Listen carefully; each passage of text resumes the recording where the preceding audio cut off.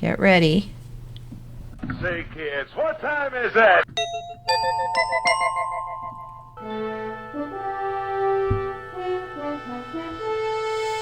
The future is coming on, it's coming on, it's coming on, it's coming on, it's coming on. Okay, we are coming on to you live from Boulder Creek, California. Beautiful sunny day today, almost the beginning of summer. Just awesome. Everything is perfect except our bandwidth is a little dicey today, so bear with us. We're going to be bringing Bobby in a minute from San Francisco. Meanwhile, God, what a week, eh? From all the protests on Saturday around the country and the military parade in Washington and now the war in the Middle East intensifying with Iran. God, what are we getting into? How much of this do we cover for our show as opposed to our usual focus on science and tech? Well, there's an intersection between all these things, and we endeavor to look at how what we cover is relevant to the news of the moment. So I'm going to focus a little bit on this Middle Eastern situation right now, attacking Iran to get rid of the nuclear deterrent. Their aspirations of having a nuclear bomb has been heavily debated in the news media. Hey. There you are. Oh, there he Yeah, is. Yeah. sorry. Just I a little can hear you techie fine. glitch. Yeah. I hear you. Our network went down real suddenly. Do so we you had to hear me? Yeah, we hear Yes. you. We're good. All right. So this is the whole era of home podcasting. It's really exciting, huh? Well, you can really tell you're live because you get to feel every little glitch. Yeah, right. It amplifies disaster. Yeah. Anyway, it looks like everything's on track now. we Yeah, hope. that's good. As long as the bandwidth holds up, we're good. All right. So in listening to all the coverage of the Middle East situation, Okay. war between Israel and Iran, we're looking at that this will amount to a hill of beans from what I've seen, unless they really get the nuclear option handled. That the entire Israeli campaign to prevent Iran from developing nuclear weapons would be considered a failure if the spinning centrifuges deep underground at the what they call the Fordow enrichment facility south of Tehran is left untouched. Well, Right? And the thing is that that's deeply buried, very deeply buried, and inaccessible to all but one weapon, interestingly enough. And it's the U.S. Air Force that has this one weapon, and it could possibly penetrate the Fordow facility down half a mile underground. It's a precision-guided 30,000-pound bunker buster bomb.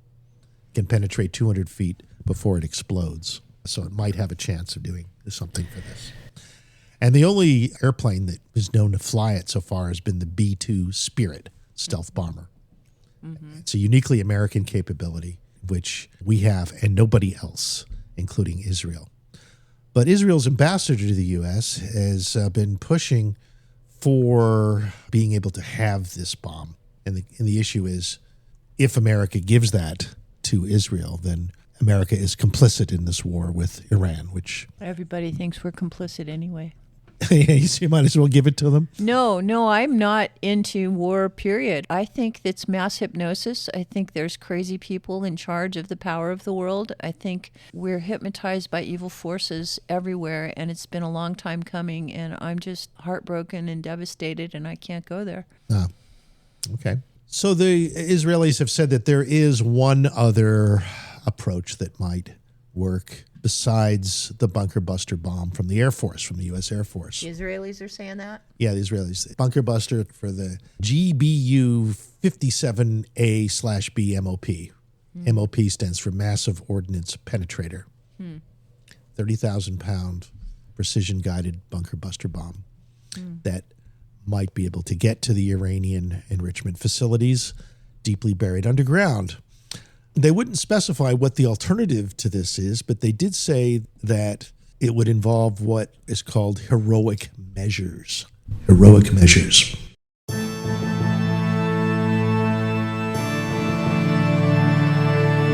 Heroic measures. It's a Who's they? contingency. The Israelis. Oh. To me, that means having a Mission Impossible team in the underground facility that plants weapons down there already, which is probably next to impossible to get down there. Knowing Mossad and the Israelis, they would attempt to penetrate that kind of security.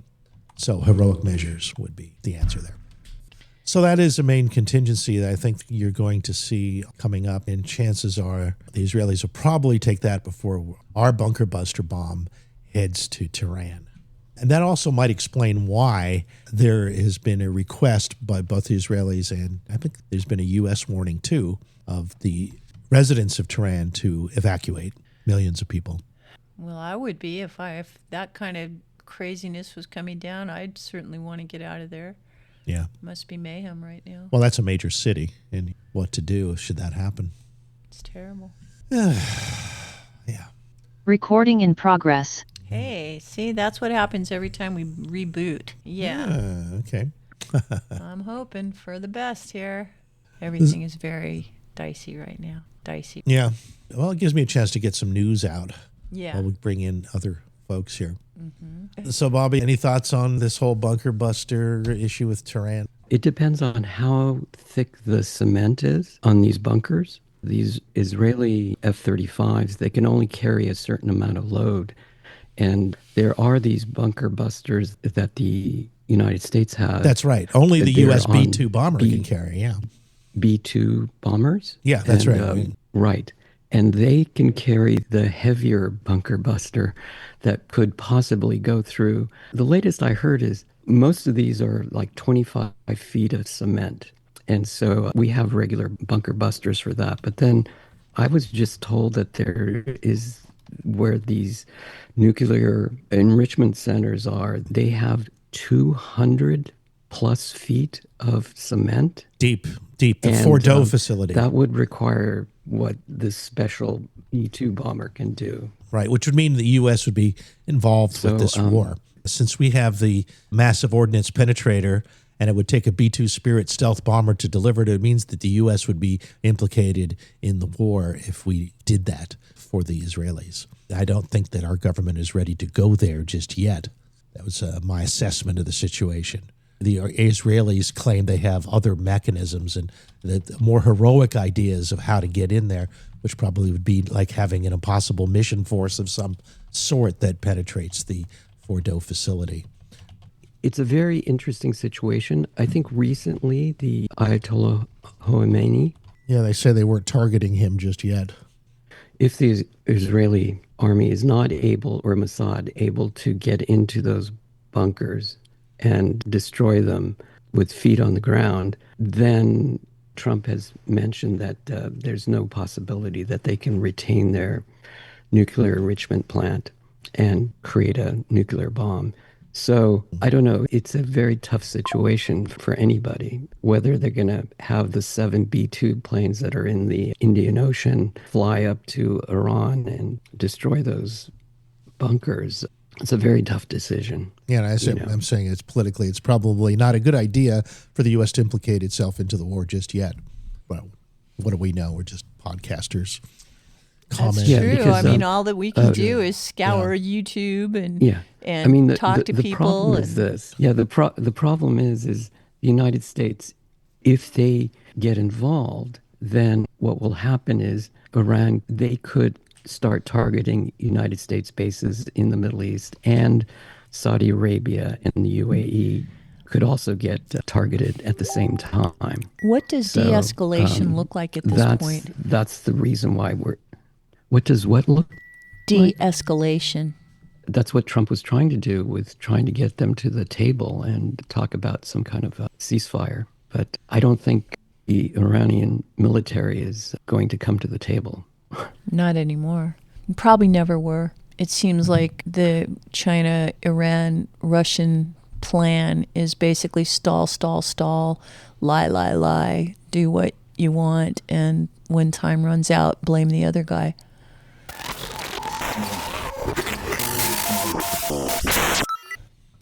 All right. Hi, everybody. Sorry for all the trouble. You know how the internet can be when you're just wirelessly connected to the ethers. Well, we're at the high end of the solar cycle.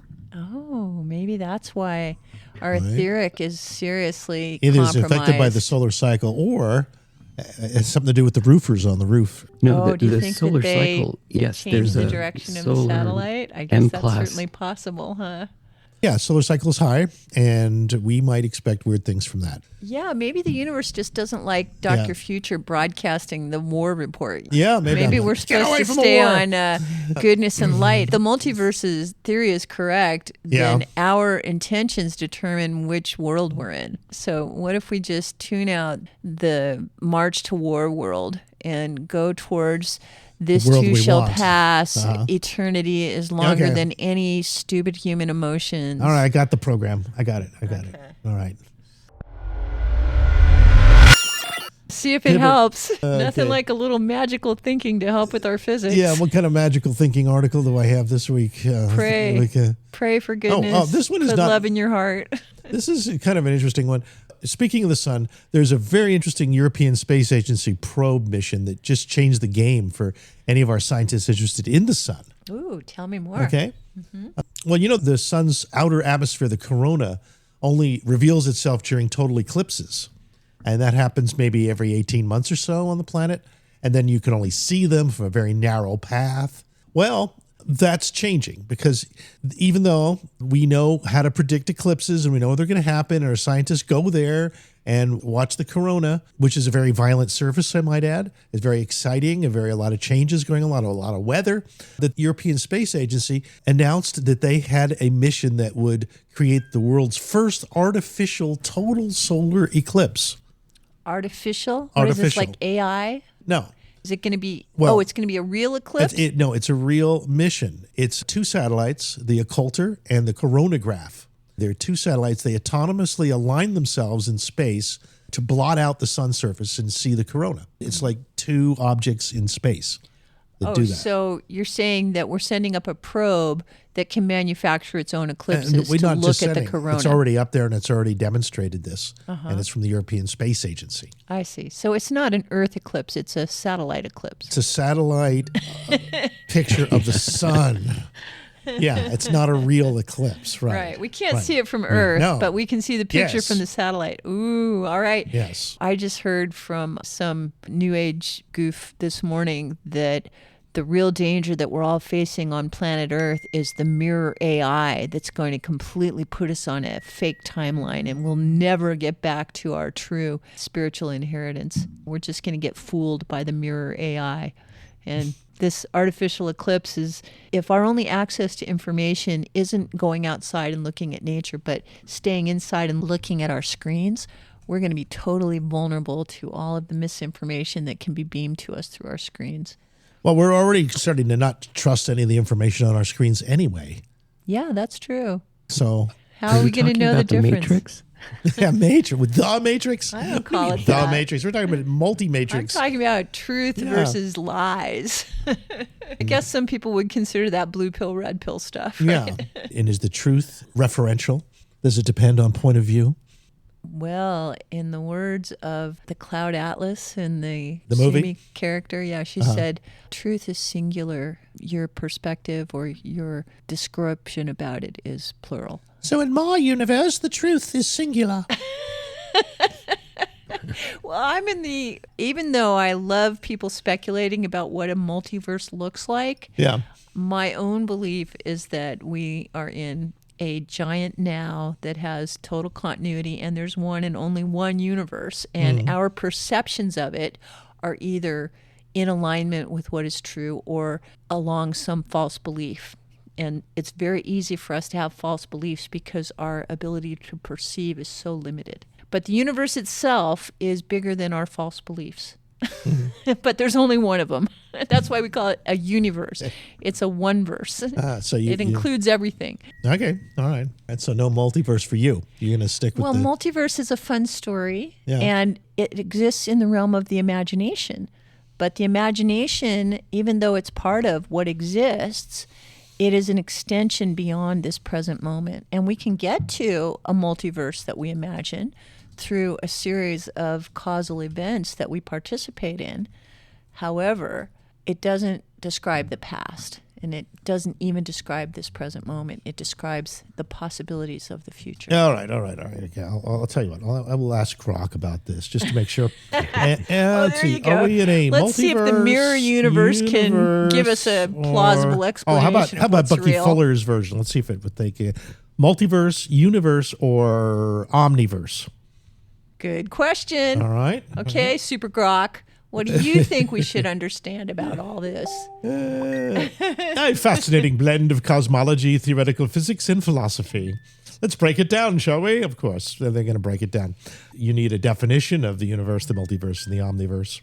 The universe is an observable cosmos that encompasses all matter, energy, space, and time as we know it. 93 billion light years in diameter based on our observable universe.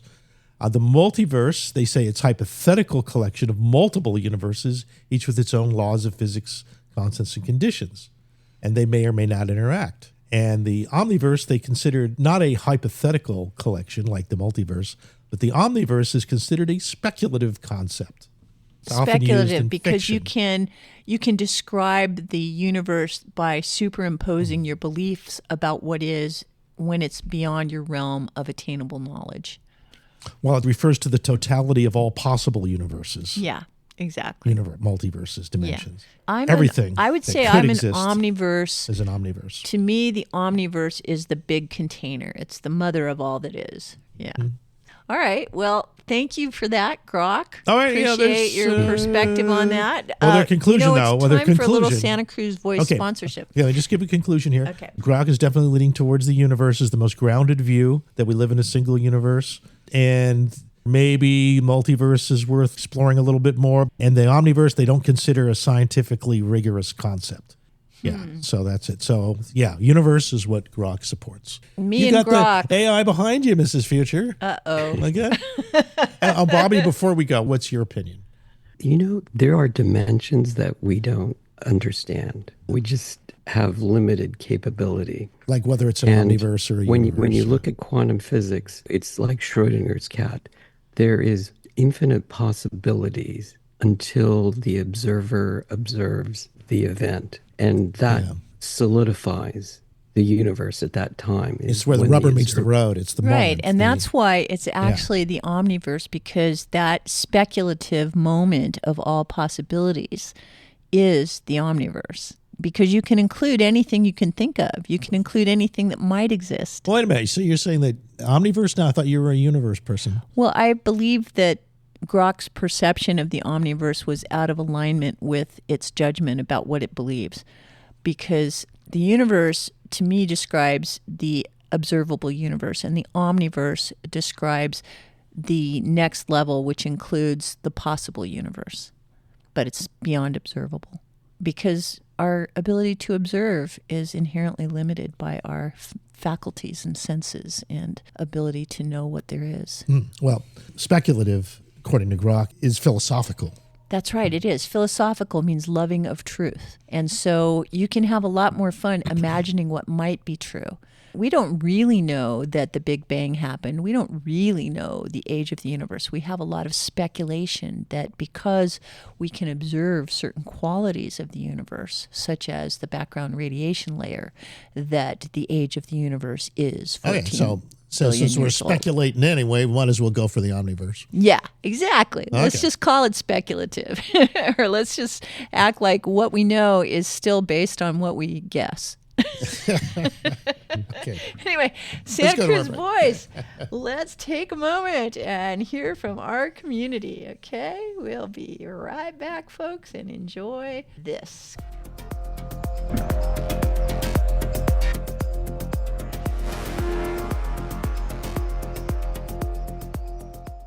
Save money on airfare to anywhere. Low Cost Air is the discount supermarket for all domestic and foreign airlines. A funny thing is going to happen when you call Low Cost Air. You're going to talk to a human being within 60 seconds. Save money on airfare to anywhere. Call Low Cost Air to compare at 800-704-1662. 800-704-1662.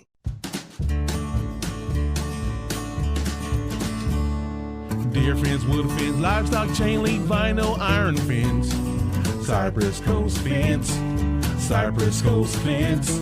I'm Kevin Donovan, the owner of Cypress Coast Fence, Monterey Bay Area's premier fence company. And I'm Katie Donovan, Kevin's sister. I'm one of the project coordinators. I'll help you choose the best fence for your needs, and I'll be with you for every step of the project. We work with local suppliers and employ quality craftsmen to build the right fence to secure, protect, or privatize your property. We've been in business for 15 years and have been voted Best Fence Company for 7 years running. Give us a call for your no-obligation consultation at 831-783-1500 or at cypresscoastfence.com. We don't just build fences, we make good neighbors.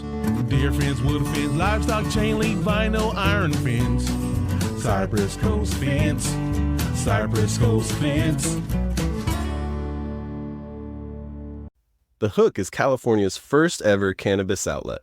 100% locally owned and operated, we're here to be your friendly neighborhood hookup. We believe that everyone should have access to fairly priced cannabis, so we work hard to get it to you for 30 to 50% less than the other guys. If you're 21 or older with a valid ID, visit us in Capitola or in Watsonville today. We're here to be your friendly neighborhood hookup. Check out our website, hookoutlet.com, for deals and stay groovy.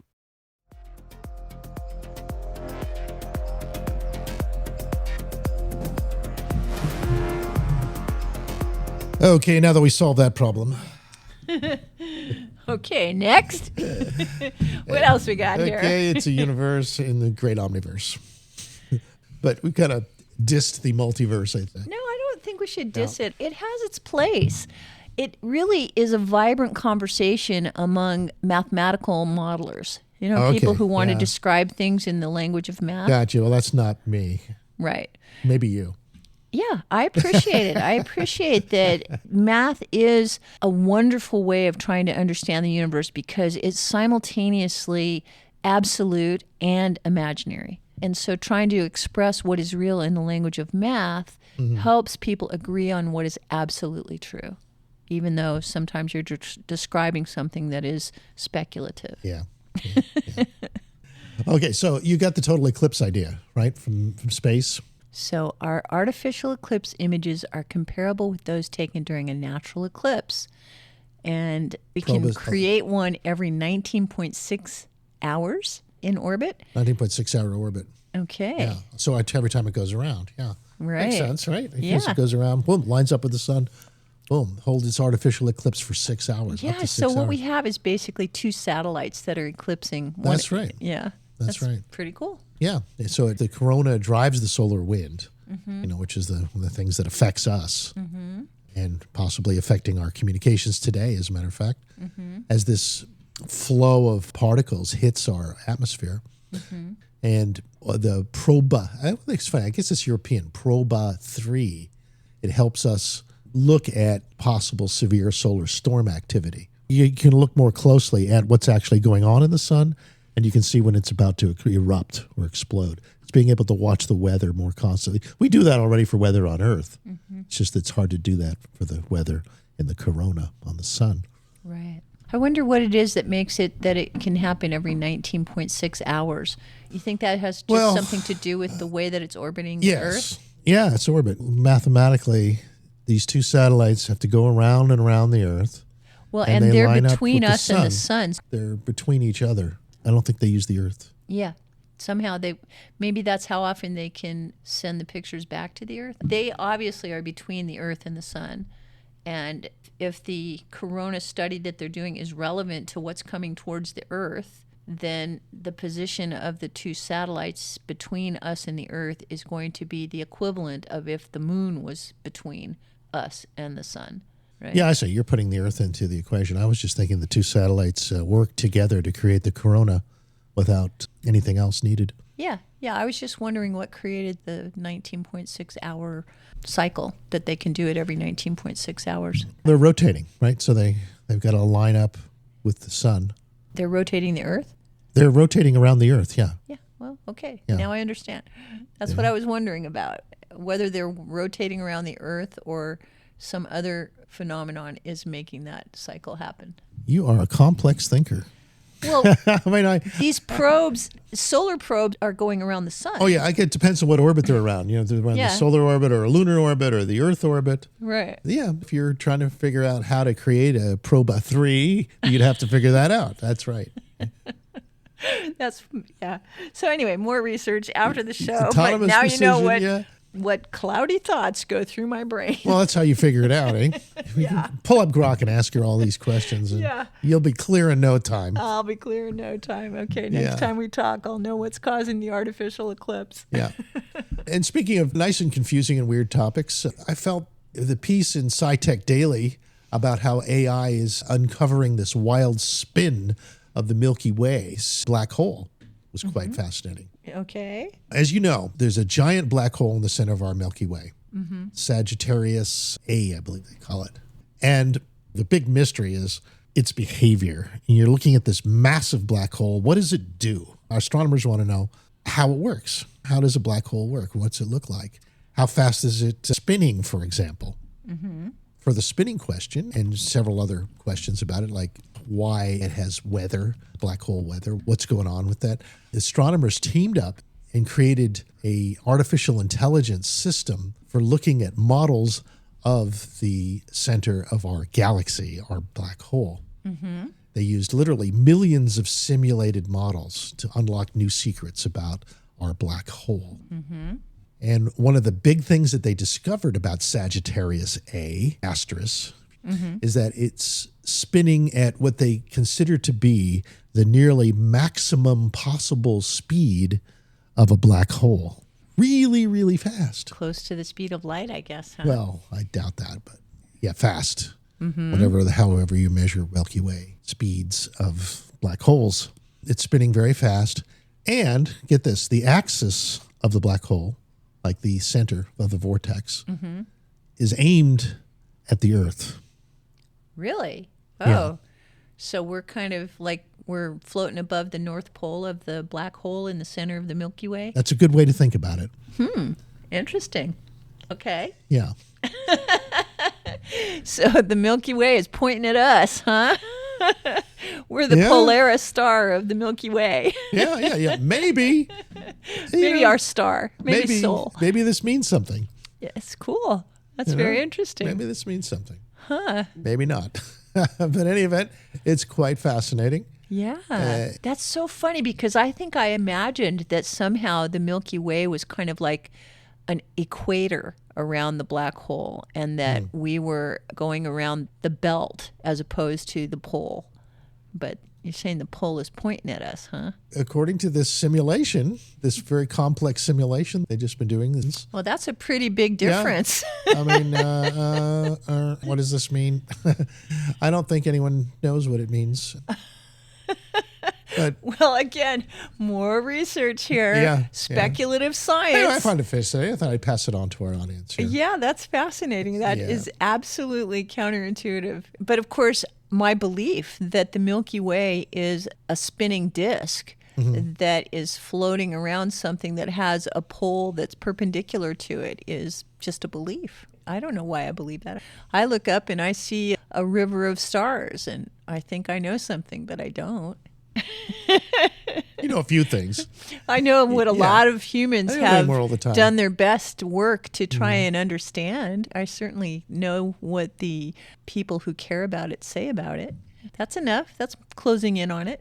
You know, that's very interesting. They did do those studies and realize that there's X radiation plumes that go perpendicular to the plane of the ecliptic of the galaxy. But this I've never heard of, where it's the actual black hole is spinning like a top, but the top, the North Pole, is in the plane pointing at us at this time. That I find very peculiar. Yeah, we'd have to really look at the model and think about what might create that anomaly. Maybe the data about how black holes are defined somehow skews it to it's pointing at the Earth. Right. Well, I'm sure. I mean, out of the billions of stars in our local galaxy, it's probably not pointing just at us, maybe just our sector of the Yeah. Well, for instance, I learned that the axis of the path of the sun around the Milky Way, right? If you imagine that the sun and the direction the sun is moving, like the way a comet would move around, right? Think of our star as moving forward. Yeah. And that direction, the axis of that motion is towards the Hercules constellation, right? And so our star is moving in a direction that is toward a constellation that is in the disk of the stars in the Milky Way, right? Yeah. But hey, all these different pointers, every object that has a rotation and an axis, the axis is pointing somewhere. And its motion is also pointing somewhere. And personally, I think we're important enough for the black hole to point at us. You know, I think we're significant. I'm probably overestimating our importance in the universe, but you know, I feel like being here. I feel like we're important. Okay, well, I hope you're right. Yeah, I mean, think of it. Our species is right in the middle of everything. We are halfway between the biggest of the big and the smallest of the small. As far as we know. Yeah, as far as we know. And that's fascinating.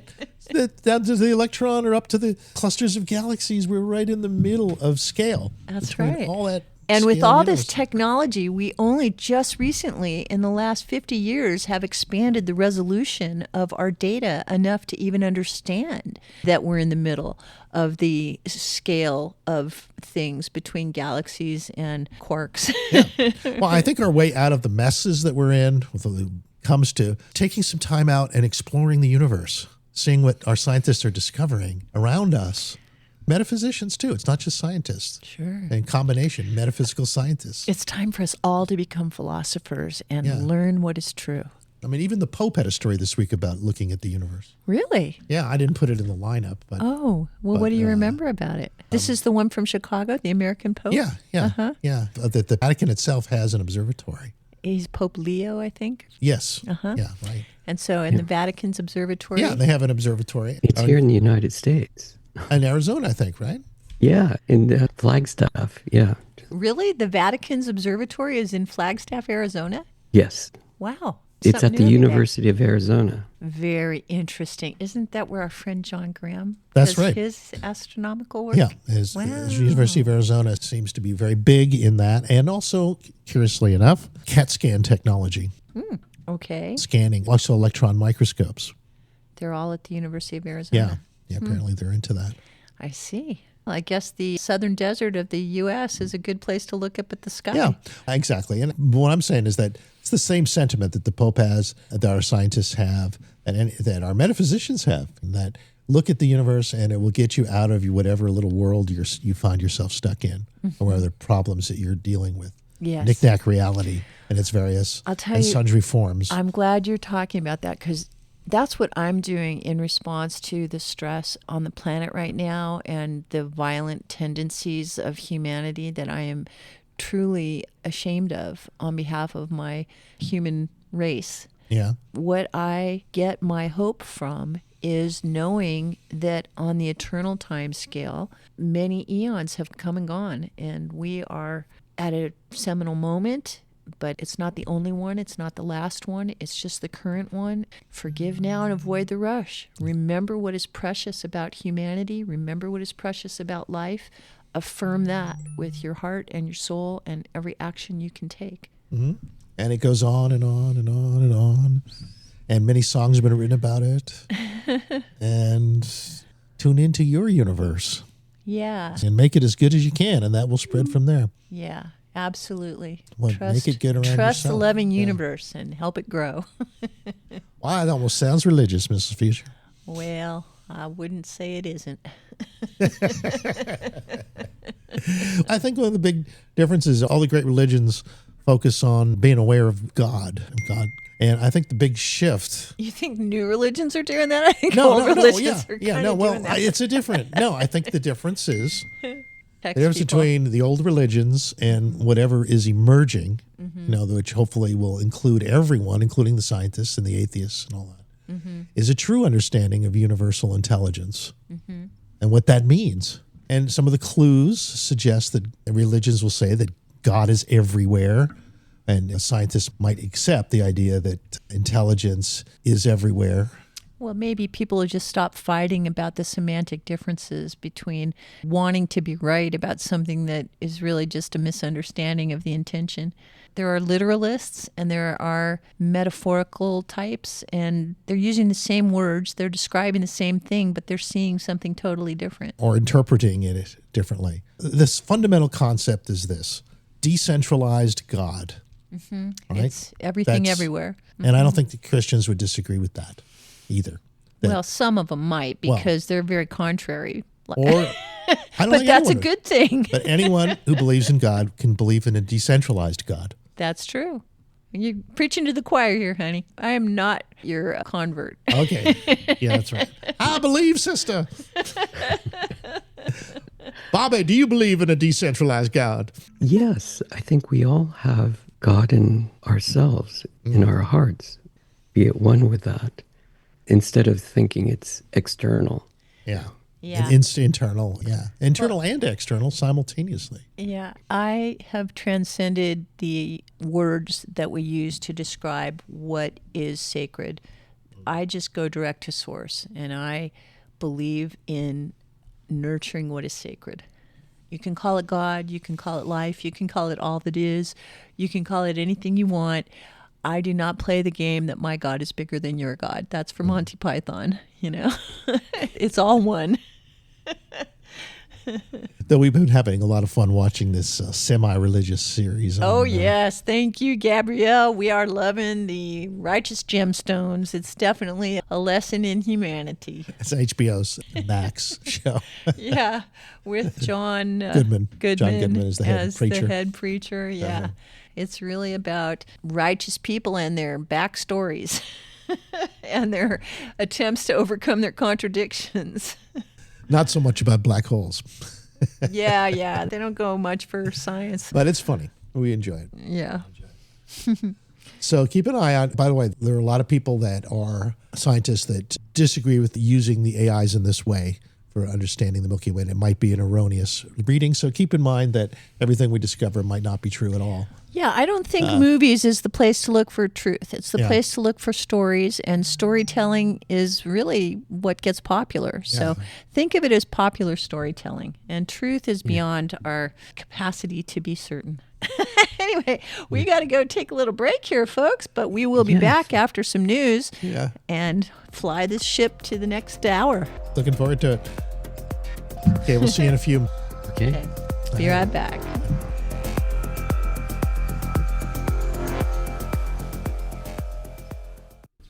15 seconds.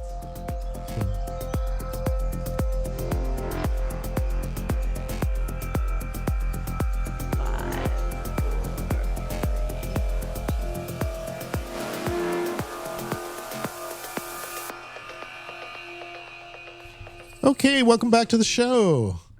Hopefully this hour is clear of all these technical crazinesses we are experiencing. Yeah. But you never know. We appreciate you folks being able to roll with it. And now a few minutes with our favorite AIs, Larry and Mary, on the hunt for the fifth force of the universe.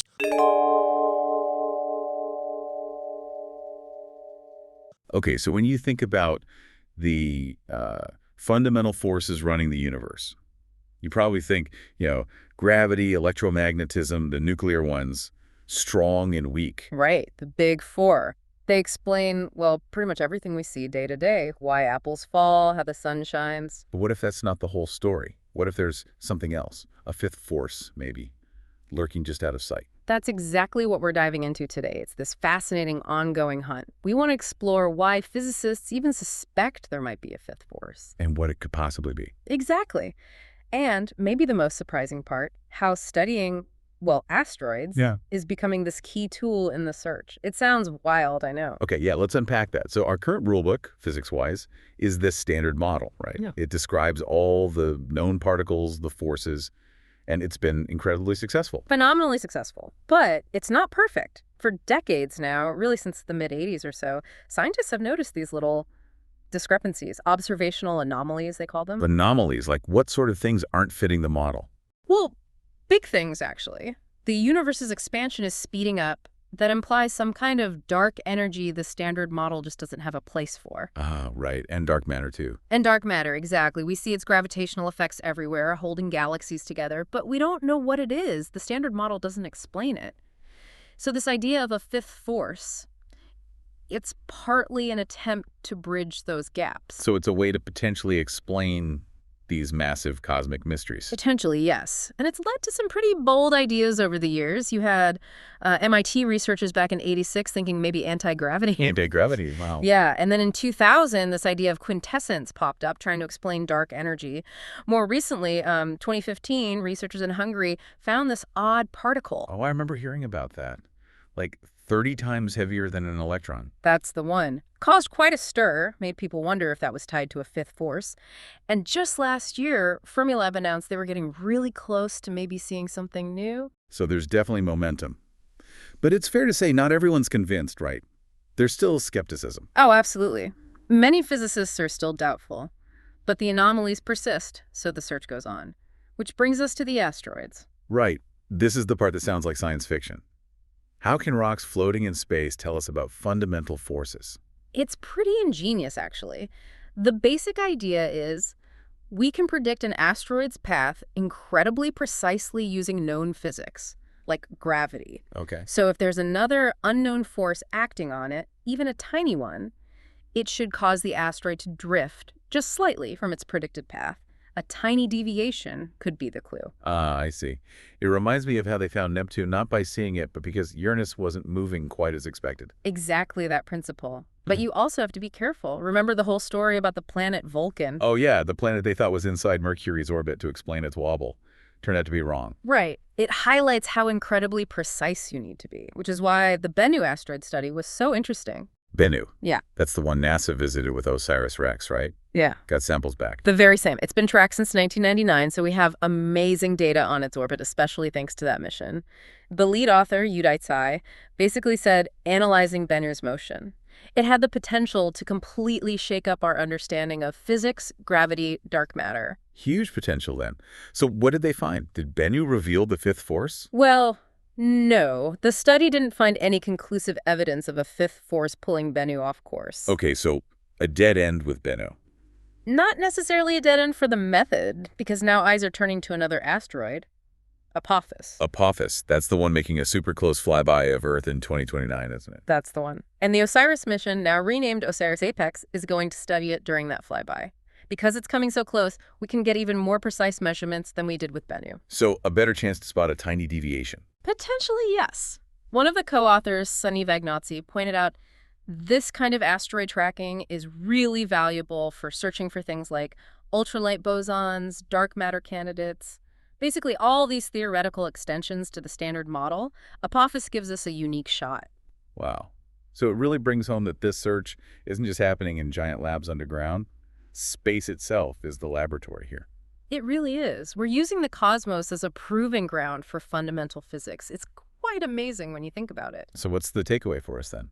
I think it shows incredible scientific creativity, doesn't it? Pushing the boundaries, looking in unexpected places. And it leaves you wondering. Exactly. What if the next revolution in physics, the thing that changes our whole view of reality, doesn't come from smashing particles together faster and faster, but from just watching a rock drift through space? It's a pretty mind-bending thought to end on. Gee, and I always thought the fifth force was fun. Ooh. Thank you, Larry and Mary. Very thought-provoking.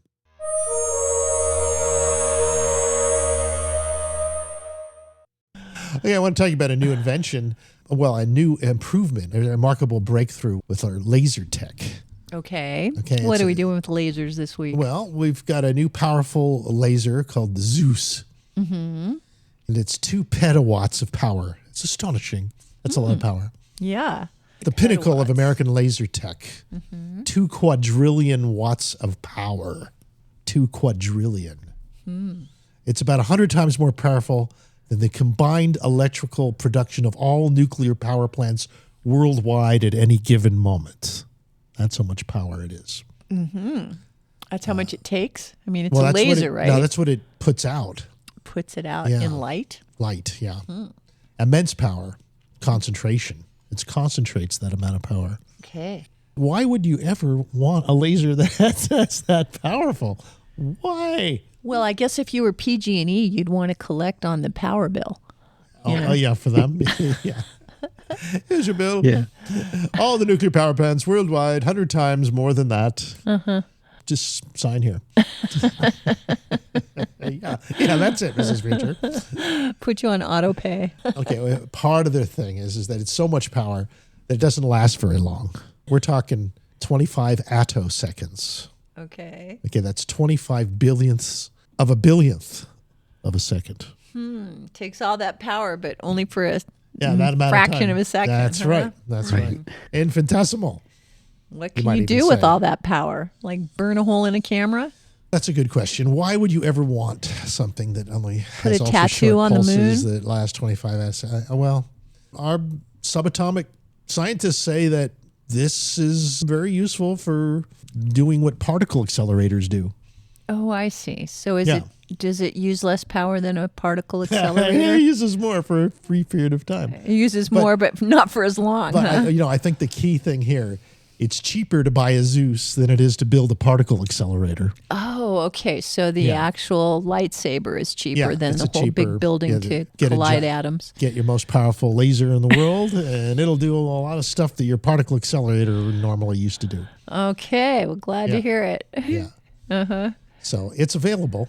Really? Can you rent it? You can buy one You from wanna buy one? Amazon? It's challenging those traditional particle accelerators. If you were in a market for a particle accelerator, you might consider getting a Zeus laser instead. Yeah. I got a lot of things on my list ahead of that. You do. Yeah.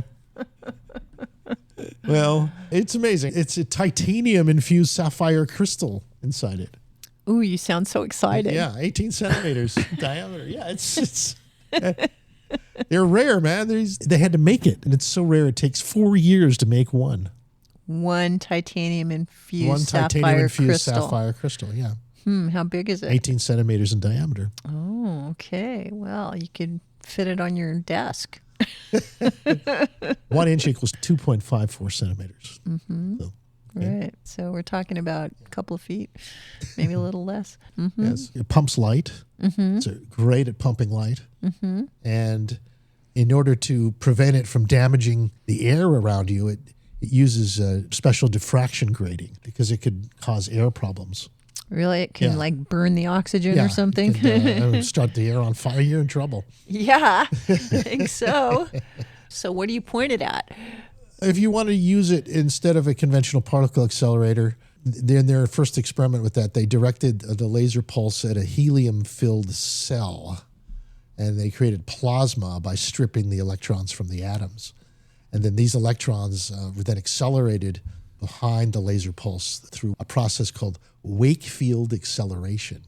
What happened to the helium? It gets ripped apart, producing electron beams rivaling those from traditional accelerators, but in a fraction of the space at a lower cost. A wake field acceleration. Accelerated electrons behind the laser pulse. So does everything just speed up for a billionth of a second and then go back into its original form? Yeah, timing is really critical. Right. Yeah, because they're not saying it's a bomb. No. It's not an explosion. It's a plasma. It liquefies it without gasifying it. Yeah, it's an electron beam. It's an electron beam that you would get in a particle accelerator. We got a nice link to that on how it challenges electron beams from traditional accelerators. Named Zeus, huh? It's called the Zeus. Okay. It's a paradigm shift in particle accelerator. It could democratize high energy physics by making particle acceleration much more accessible to more institutions. Hey, maybe even high schools. I mean, our high school had such a thing. You had a laser? We had lasers, of course. We had computers, but we also had particle accelerator? Yeah. Really? An early atom smasher. Oh, just an atom smasher. Yeah, no. It was, you had to work with particles at their normal speed. Yeah, they used to not call accelerated. That was a more primitive thing called the cyclotron. Oh, I see. Cyclotron. It's cyclotron, back to the 50s tech, Okay, so were you able to measure collisions in Well, yeah, you kind of get into particles? the collision stuff, right? That's right. And back then it was all pictures. It wasn't full movies. How big was this cyclotron? Because I've been to the one at Berkeley, up in the Berkeley Hills, Berkeley Lab. From what I remember, it was fairly small. It was like maybe 6 feet high. Really? Yeah, it was tiny. I guess they made a lot of small ones in the 50s, and our high school got a secondhand one. Really? Yeah, Wow. yeah. Central High School in Philadelphia, in case you're wondering. But I don't think it's impossible. I mean, we have a friend locally here, Gregory McNichol, who built one in his basement when he was 13, and he lived in Long Island, and that was the 60s.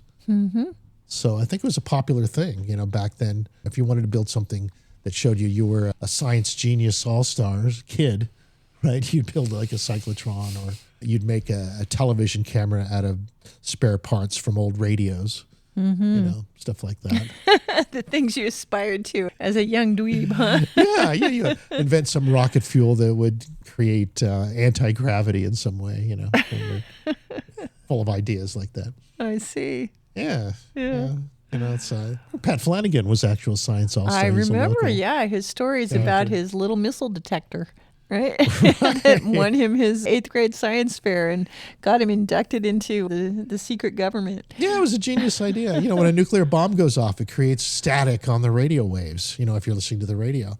But imagine if you're listening across the whole channel all at once, the whole spectrum of the radio frequencies all in one sound. You'd be able to hear the spectrum of the sound in 3D, and it would kind of point to where the atomic bomb went off. I see. By the way in which it dissipated its sound over the airwaves. Wow. Pat was able to pinpoint where the nuclear blast went off, where they were and how big they were. With his little ham radio setup, huh? No, it's just like a modified standard AM radio. Yeah, he's just listening to all the frequencies at once. Wow. It sounds like cell towers. They know your position and they combine it with GPS, but it's triangulation. When you have two different towers or two different radios like Pat was using. Classically triangulation. Right. And then you get this stereoscopic sound radio wave image. Yeah, that's how people would find you if you had an illegal television or transmitter. Yeah, triangulation. Yeah. For an 8th grader, thinking along these lines was pretty fresh. Yeah. So does this inspire you to order up your laser particle accelerator? Well, I want one of these. You guys sound dangerous. Seriously, don't you think you're going to burn a hole through a wall or something with this? Well, it seems like it would melt all the optics glasses. The laser going through, it would be so But only hot. for a billionth of a second.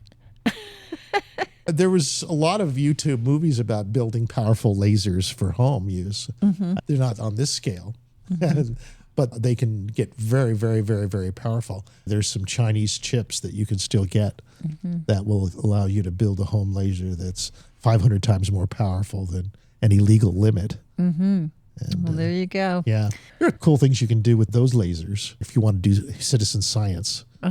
Like, for example, the experimenters, the guys who are doing this aren't the scientists. They're more the engineers. They figure it out. They figured out how to create these lasers, and they were going around trying it on stuff.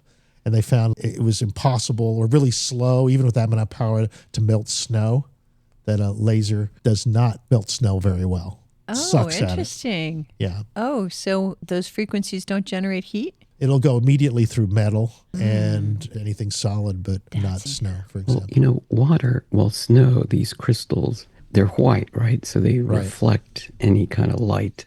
So they just treat it like a spectrum, huh? Yeah, they can handle light. Because you need time to think about it. They just bend it. It's like, hey, get out of here, light.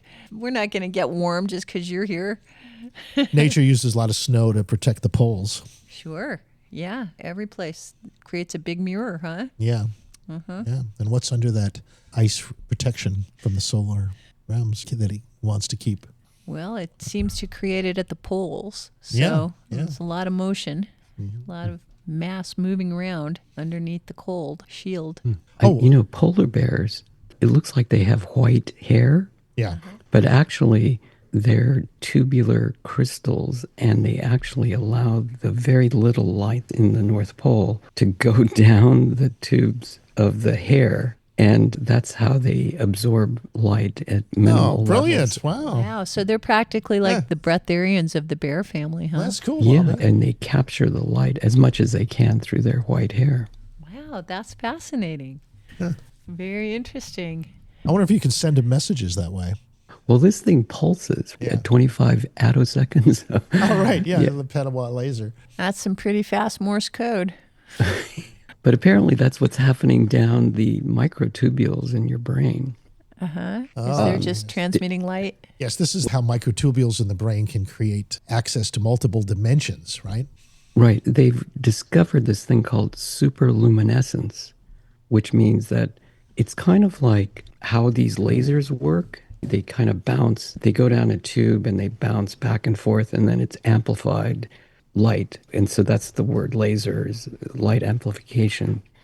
So in the same way, these microtubules, when you send ultraviolet light, very high frequency light down the tube, it actually comes back at a lower frequency, but it's amplified. And it comes in these 3 harmonics of different frequencies. And then they've discovered they have these new instruments that can measure these ultra high frequencies in the petahertz and even higher than petahertz. So now what they're saying is the length of those microtubules are very, very short. When you talk about radio waves and antennas. Oh, yeah, they go right around them, huh? Yeah, well, they don't light them but up. what they're saying is these microtubules are so small antennas that the length is so small that the frequency that corresponds to that would resonate with that, has to be ultra high frequency. So they're discovering these ultra high frequencies that we thought didn't even exist. We didn't have instruments to do them, and now that we do. And they're saying, okay, each one of those thousands of microtubules in each one of your neurons in your brain, they're tuned to a different universe, these multiverses. And when they start to resonate, or when they are activated and these multiverses are in sync, then they'll trigger the neuron and give you some type of information from that. So people... Wait, you're saying universes have to be in sync in order to have a neuron triggered? That's amazing. Yeah, these multiverses, or these different frequencies, or different planes of existence, that's where the collective unconscious... Well, if you think about there being a spectrum of frequencies, they're not phased. They're not necessarily in particle form. There's just like this continuity from one state to another state at different frequency levels. And so any frequency has its own set of harmonic octaves where it resonates and amplifies and positively and negatively interferes with itself at different places. And so every frequency that can be differentiated from another one numerically can be in resonance with a different part of the fabric of all that is. Yeah, that sounds very plausible in this That's case. how they're describing entanglement now, is that the universe is already pushing against itself everywhere. It's already ubiquitous. And light is just one of the frequencies in which the universe has a coherence, and that is out of phase with all of the other frequencies that aren't resonant with that particular one, but there are others. Yes, light is how does it interact? At a lower frequency, and that's not in the gigahertz, in the megahertz, it's beyond megahertz. And then when you get to these ultra high petahertz and thousands of times higher frequencies, it's beyond light. But even these microtubules, you have light, and then you have low frequencies, and you have high frequencies, and ultra high frequencies simultaneously going down the microtubule and bouncing back and forth. And they seem to be in harmonics of three harmonics in each one of those categories of frequencies. And so I'm just suggesting that, well, there are these ultra high frequencies that we just don't see normal with our eyes and our ears. We just don't perceive them, but our brains do, and they're trying to grab them all together and try to make sense of it. And some people are better at finding the resonant frequencies of these other dimensions, and they can channel or talk to or get visions of other universes. Sure. So do microtubules act as optical waveguides or resonate with electromagnetic fields that amplify quantum effects? Yeah, they can act like waveguides, and they can be light waveguides or radio waveguides or these ultra high frequency. Terahertz. Because just think of them as a carbon nanotubes, but they're actually made of tryptophan. And so the tryptophan molecule is arranged to create these tubules. And what goes down the tubules, they call them quantum time crystals, because there's this tryptophan time crystal, but time is no longer in linear time that we are. They're perceiving these, what they call multi-dimensional, ultra-high frequencies simultaneously. So time is no longer limited because these frequencies are so fast, so quick, so high frequency that time isn't the same time that we have here. Well, what can we do to be more aware of these processes in terms of our consciousness? I think it's quieting your mind and just be kind of like meditating and turn off the regular news and not be controlled by other people or the mass media, and just listen to yourself. Okay. And it will talk to you. All right. That's one of those seek and you will find kind of things. Yeah, exactly. Yeah, live in a Faraday cage while you're at it. Well, I mean, that can give you some feedback. You'll certainly learn something about the nature of your thoughts if you're in a Faraday cage. Rock says to don't forget your breath. Holotropic breath work, meditation. Yeah, right. Metacognition is something they suggest too. Journaling your conscious experiences. Methylene blue. Methylene blue. And that's not meditation. No, but it allows your mitochondria to breathe without oxygen. They also say explore altered states. Altered states can provide insights into the nature of consciousness, potentially making you more aware of the processes underlying it, even if microtubules' role remains speculative. They said psychedelics, lucid dreaming, sensory deprivation.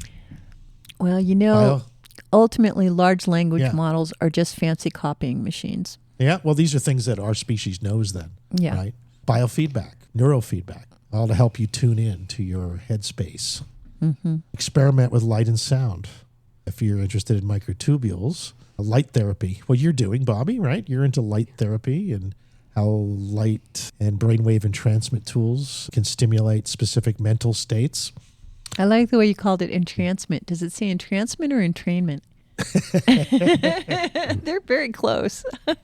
I like yours better. What's your preference? Let's go for entrancement. Entrancement? Sounds more poetic. Let's stick with entrancement. Well, sound frequencies, though, might be more entrainment. Like, what about, you say you get these frequencies coming from the microtubules in the terahertz range. Is there any music that it can somehow incorporate terahertz, frequency-inspired music? Can terahertz impact binaural beating, for example? Robert E. Grant says that geometry is music. Yeah? Yeah, it's music that's in the physical dimension. Yeah. What's interesting is these harmonics come in groups of 3. Yeah. And we have a base 10 numeric system because we have 10 digits, our hands. Actually, the universe is based on the base 3. And computers are based on base 2, digital. But the universe is actually base 3. So if we think in terms of 1, 2, 3, 1, 2, 3, instead of on, off, like no, computers. I hear you. You know, it's interesting because we had a friend who says that he had invented a new kind of computer called a trinary computer. And the idea was to work with trinary rather than binary. So I think that line of thinking could lead to some very interesting new possibilities for all of us. It would lead to a new geometry. Yeah, on base 3 numerics. That's true, yeah. Hey, Mrs. Future, we do have to go to a break for a moment, but You've got a point. This is a topic she's really into. She's been building geometries like crazy lately. Yeah, and Master Now and I are both following the insights from a particular mathematical musician named Robert E. Grant, who in 2018 published a white paper on prime numbers. And we can talk about that after the break. All right, folks, let's hear a little bit from the Santa Cruz community. Santa Cruz Voice. Be right back. What you see, motionless sweet. Hi, folks. Warren Knox here of Knox Roofing. I thought I'd share a few statistics with you. Do you know how long a frog can hold its breath? 4 minutes. Do you know how many nails the average roof requires? 7,000. What's the percentage of roofing companies that will be out of business after they've installed a roof?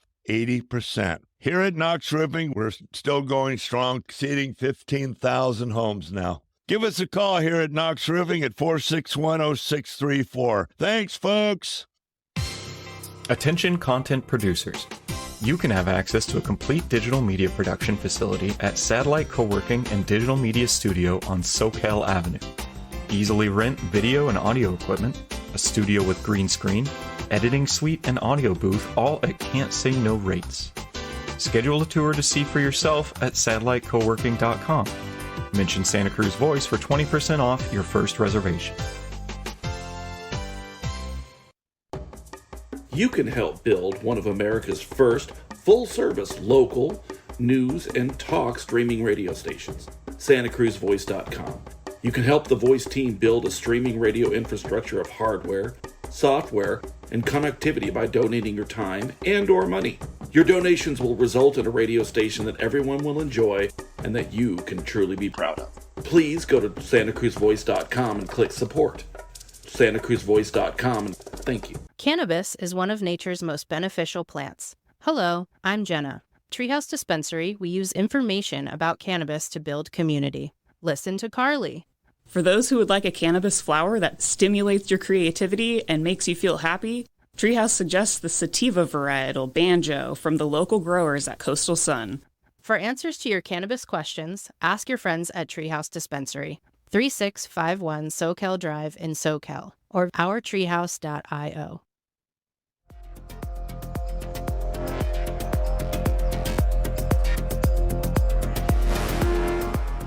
Welcome back to the show. You know, it's kind of interesting getting into the geometries of life and such, and how it comes down to even the possibility of changing computing from a binary to a trinary system. Mm-hmm. And all these things definitely affect exactly what we think and how we think about everything. Yeah. Fascinating. But I did have one DIY project I wanted to mention before we delve too deeply into the abstraction of trinary universes. And it has to do with an idea I had recently that I think a lot of you folks out there might enjoy doing. Again, I haven't figured out all the details yet, but let me explain it to you. You know how earlier we were talking about how humanity is in the middle of the multidimensionality of universe, how we can look up and see the stars and the galaxies, and how we can look down and see the microbes and the atoms, and that we tend to be right in the middle of the macro scale, micro scale of universe. Mm-hmm. What I found especially helpful to me is that most of these other dimensions are invisible to us. We can't see them.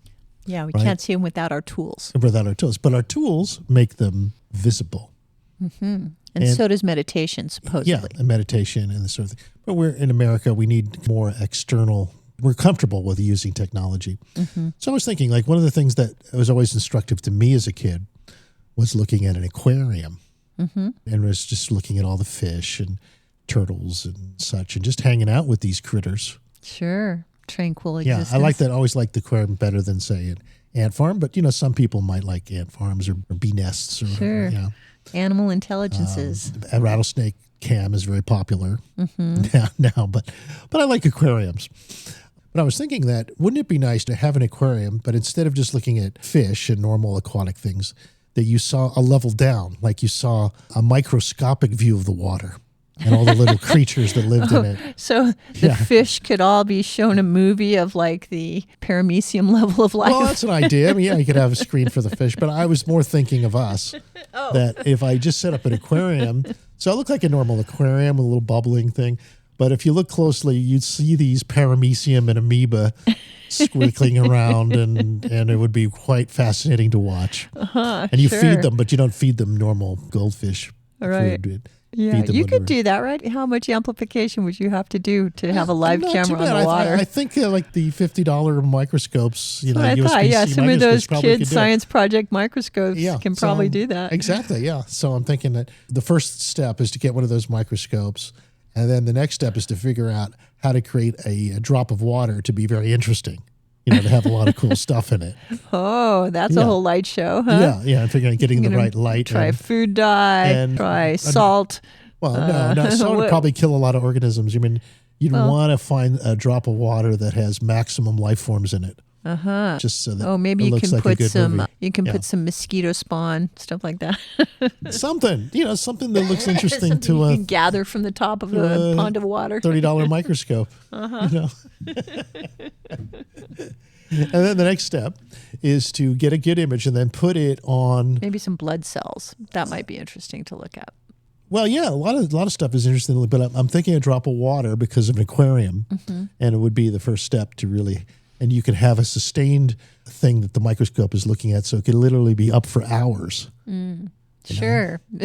Well- The next level of the fish screensaver. It's the paramecium screensaver. Yeah, put a screen for the fish to watch too. See if they might get into it. Who knows?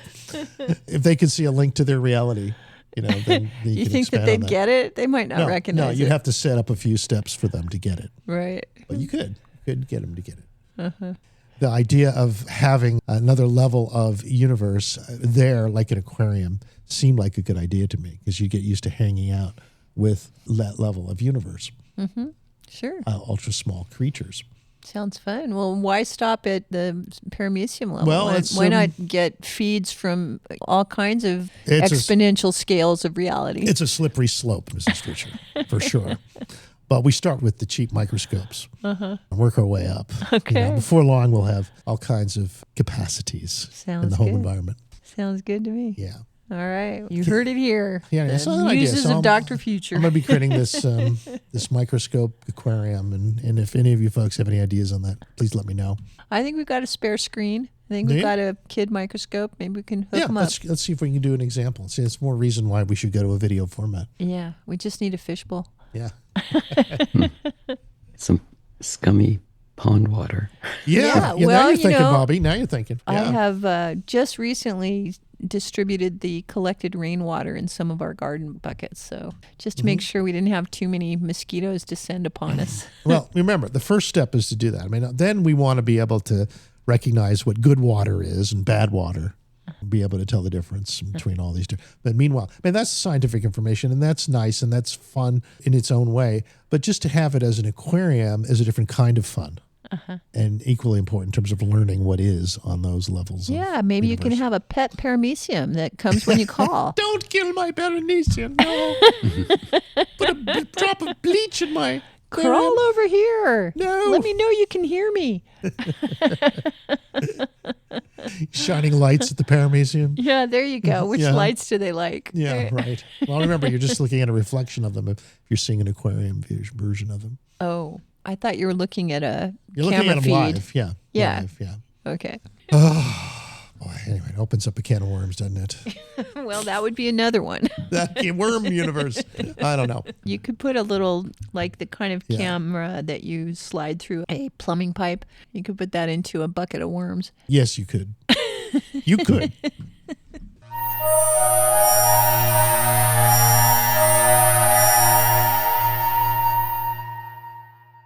In the zoological universe, there's been some new footage that suggests that our primate cousins had their own version of happy hour. Really? Yeah, yeah. What yeah, did they do? Scientists caught filming wild chimpanzees sharing alcohol-laced fermented fruit Oh, the good stuff, huh? for the first Okay. time. First time we caught it on camera, not Right. the first time they had a happy hour with I don't fermented know fruit. if the first time the chimps ever all drank together. I guess they, in this First case, time it's you heard. eating.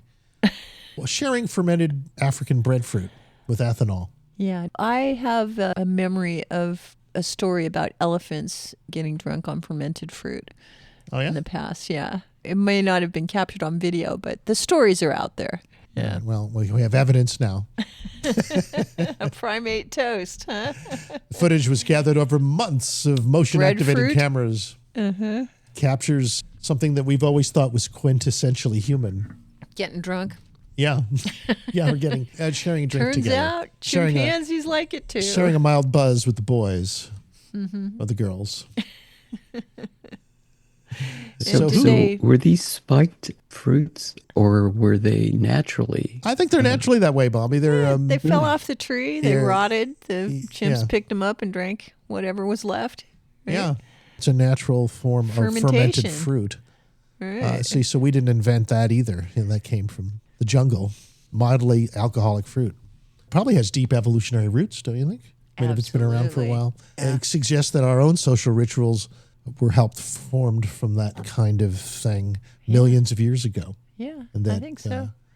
We've just taken and refined it to a high degree. Well, but I think there's a reason why you think of apple cider and things like that as a winter drink. Yeah. It's like after the fruit has fallen and you've been storing it and you got to do something with it because it's fermenting.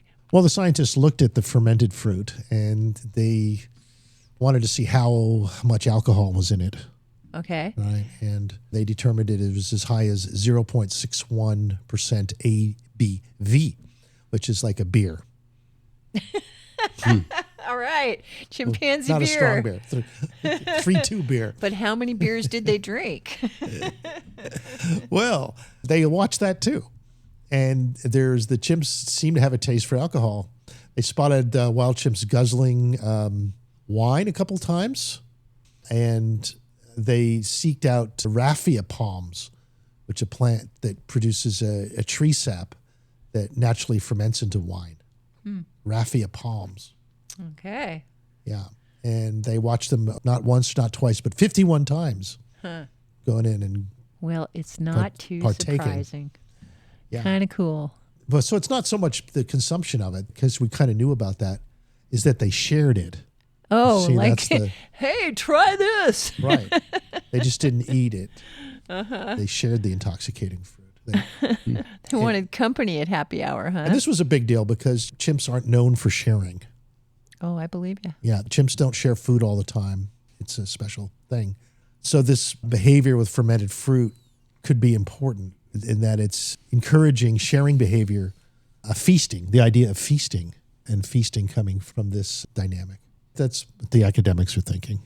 Yeah, I don't know. It's starting to go into the programming language here. Yeah. Well, that's what they want to know. You want to delve deeply into the species operating system and see why we are the way we are and why we have the behaviors that we do. Yeah, but I have a much more normal explanation. I don't need to have like a whole academic feasting behavior chart to think about why the monkeys are sharing their beers. Oh, yeah? Well, what's your thesis, doctor?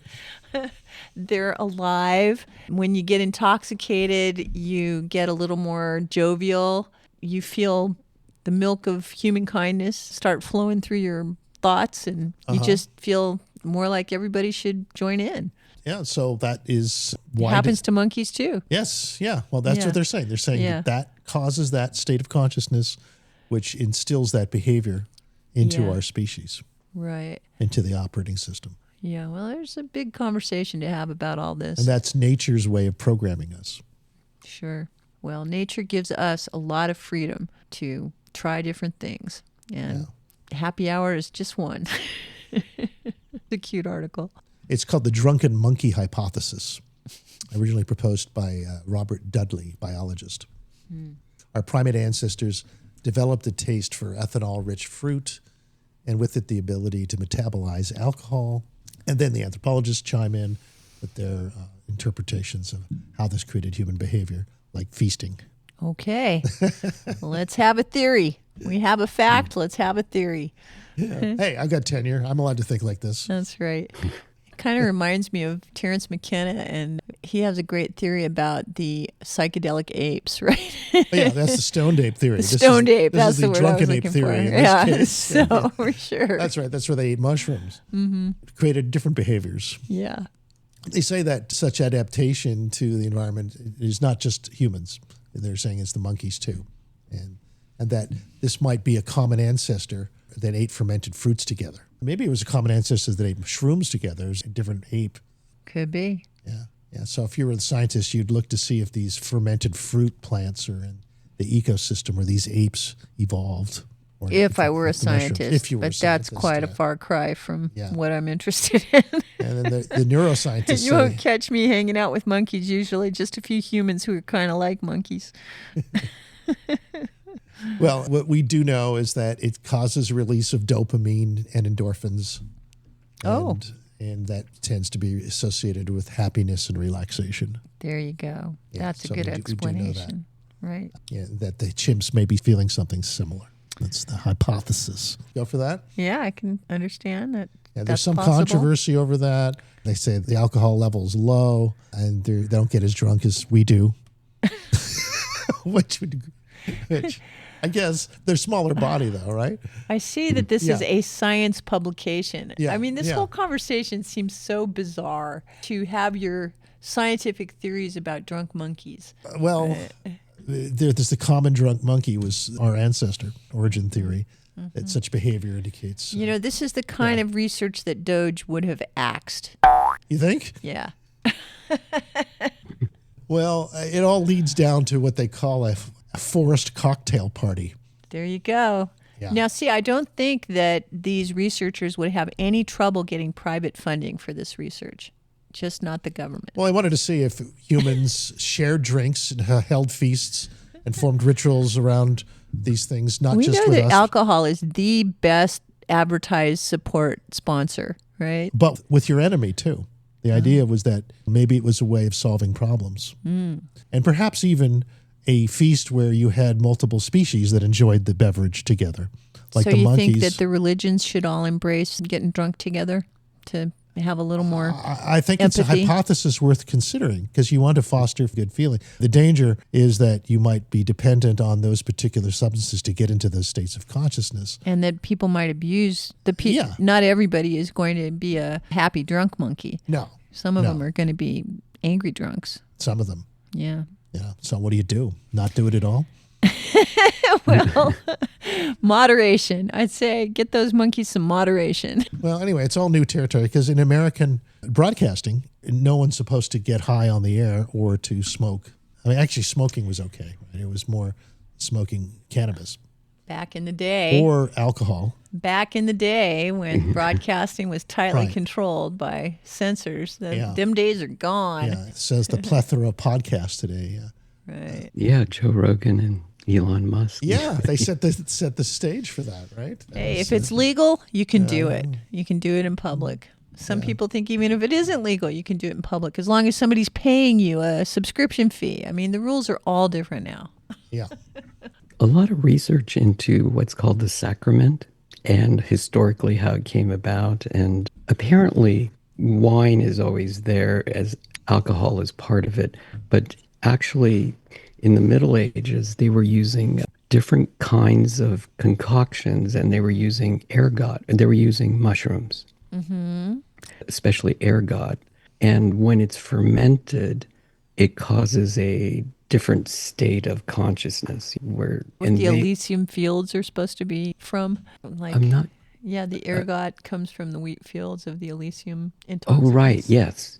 And so they would, ergot is a fungus. It can be in different types of mushrooms and it can be on wheat and different things. So there's a lot of research saying that, yes, the sacrament, the wine that or whatever was used in these ceremonies before had more psychedelic qualities because of the ergot that they were fermenting in.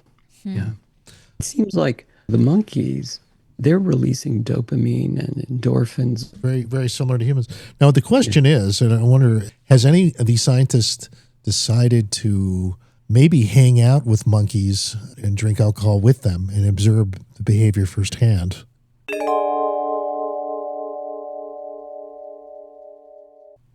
Jane Goodall used You to sound like you want an invitation. No, I'm thinking the new science of today involves the idea that there's no separation really between us and what we're observing.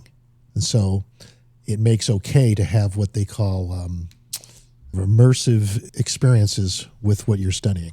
In which case... Alan, no one's going to stop you. No, you understand, there are rules about hanging out Do you with want animals. to party with the monkeys? No, well, I'm saying that I think it's worth an experience. Who made the rules, Al? Where are these monkeys being held?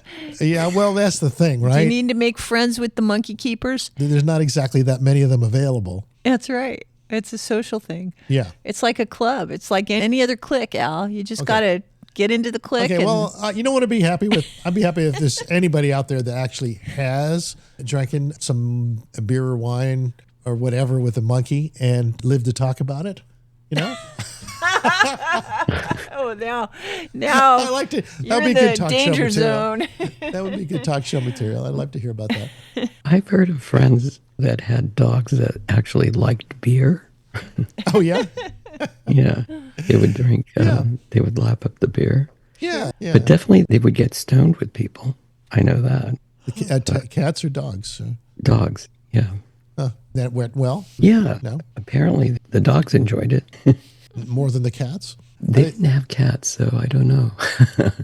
It would tell us a lot about who we are when we see ourselves in reference to other species. So maybe you don't have to necessarily drink alcohol. I think just hanging out with these other creatures would be a good experience. And that's where I guess the zoos really help because they allow us to see them. But they're still behind fences. They're not exactly social environments where interspecies play can occur. What I'm seeing are more interspecies gatherings where they're there to meet each other and to connect. The nice part is that probably would be what I would fund if I were government. Oh yeah, I forgot that's one of your missions is to Interspecies socialize contact, with the critters, with the animals. Yeah, and we have a lot of rules about that. Like for example, we were walking on the beach yesterday and we're not supposed to get too close to a seal that might be sick because it's been beached itself. And there are reasons for that. You don't want to approach wild creatures if you're ignorant of them. And so our rules are just to protect the creatures, which makes sense. Mm-hmm.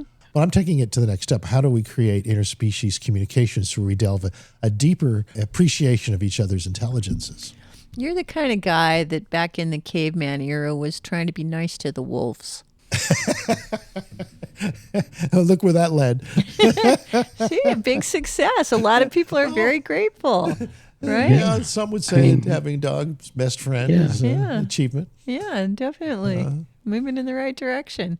Yeah. How widespread is that to other creatures is the question. There are wild animals that really want nothing to do with us. Including wolves. Including wolves, right. Yeah, wolves don't even want them. anything to do with dogs, and dogs don't want anything to do with wolves either. Yeah, so there's that, right? And there's these new psychodynamics that come up from the preconditioning that exists in our... sovereignty does make creatures who are more social afraid of you. If you're a wolf and you're master of your own destiny, then the creatures that are more group-oriented, pack-oriented are more afraid that you might do something to them. You might use your freedom against them. No, there's fear, and there's a reason why for that too. But that's why we also have cops ourselves in our realm so that we can live with a certain amount of risk. Security that the crazy ones won't dominate the ones that are more peaceful. Yeah, we usually create some kind of immune system that does like that. Mm-hmm. So it looks like we did have our bandwidth working just fine up to the last all minute. Day. Yeah, it worked till now. Yeah, can't complain. Yeah, I'm glad we're able to do that, and we have a backup plan now for next time, so that it will work even better. Right. Well, we are closing the show here in the next minute. So, any bright thoughts to leave people with? Hug your dog. Hug your kitty. There you go. That's a great idea. Think of how we're going to actually get so much closer with them. We've already begun the journey of interspecies contact with our cats and dogs, and that will continue to get more profound as we improve our communications with other life forms. Beautiful. So I'll leave you with that. Thank you, Bobby. Yeah. Thank you, Billy. Thank you, Bobby, so much. Thank you, Michael. Thank you, Greg, Richard, Talk to you Gabby. all. Be in touch Kat. real soon. Keep going. All the live people. Catch you next time. Till then. Okay. Bye-bye. Have a great future now.